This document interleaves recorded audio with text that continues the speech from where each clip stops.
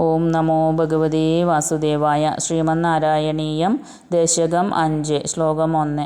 വ്യക്താവ്യക്തമിദം ന കിഞ്ചിദഭവത് പ്രാകൃതപ്രക്ഷയേ മായായാം ഗുണസാമ്യരുദ്ധവികൃതൗ ത്വയ്യാഗതായാം ലയം ന്യോ മൃത്യുശ്ച തഥാമൃതം ച സമഭൂനാനോ ന രാത്രേ സ്ഥിതിസ്തത്രൈകസ്ത്വമശിഷ്യതാ കില പരാനന്ദപ്രകാശാത്മനാ.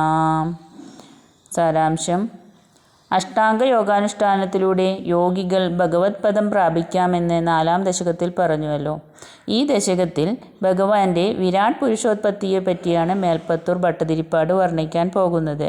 തികച്ചും വേദോക്തമായ ഭാഷയാണ് ഉപയോഗിച്ചിരിക്കുന്നത്. നല്ലവണ്ണം മനസ്സിരുത്തിയാൽ മാത്രമേ ശ്ലോകാർത്ഥം ഗ്രഹിക്കുവാൻ പറ്റുകയുള്ളൂ. പണ്ട് മഹാപ്രളയത്തിൽ 1000 ചതുർയുഗമാണ് ബ്രഹ്മാവിൻ്റെ ഒരു പകല്, 1000 ചതുർയുഗം രാത്രിയും. അങ്ങനെ ബ്രഹ്മാവിൻ്റെ രാത്രിയെയാണ് മഹാപ്രളയം എന്നിതിൽ പറയുന്നത്. അപ്പോൾ പകലോ രാത്രിയോ ഉണ്ടായിരുന്നില്ല, മൃത്യുവും അമൃതവും ഉണ്ടായിരുന്നില്ല. അതായത് അമൃതം എന്ന് പറയുന്നത് മോക്ഷത്തെക്കുറിച്ചാണ്. എന്തിന്? സ്ഥൂലമായും സൂക്ഷ്മമായുമുള്ള ഈ പ്രപഞ്ചം തന്നെ ഉണ്ടായിരുന്നില്ല. അതും അങ്ങയിൽ വലയം പ്രാപിച്ചിരിക്കുന്നു. നമുക്ക് രണ്ടെന്ന് തോന്നിക്കുന്ന അല്ലെങ്കിൽ തോന്നിപ്പിക്കുന്ന മായാഗുണസാമ്യത്താൽ ത്രിഗുണങ്ങൾ, അതായത് സത്വഗുണം, രജോ ഗുണം, തമോ ഗുണം, ഇവ ഒരേ അളവിൽ വന്നാൽ മായയ്ക്ക് ഒന്നും ചെയ്യാൻ പറ്റാത്ത അവസ്ഥ.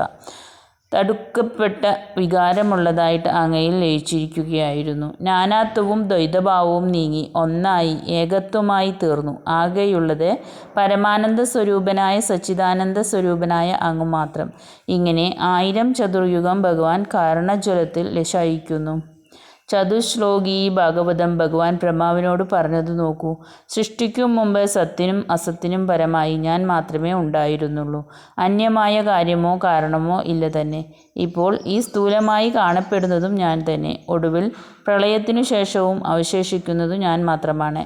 ഞാൻ ആദിയും അന്തവും ഇല്ലാത്ത പരിപൂർണനാണ്. ഹരേ കൃഷ്ണ. സർവം കൃഷ്ണാർപ്പണമസ്തു.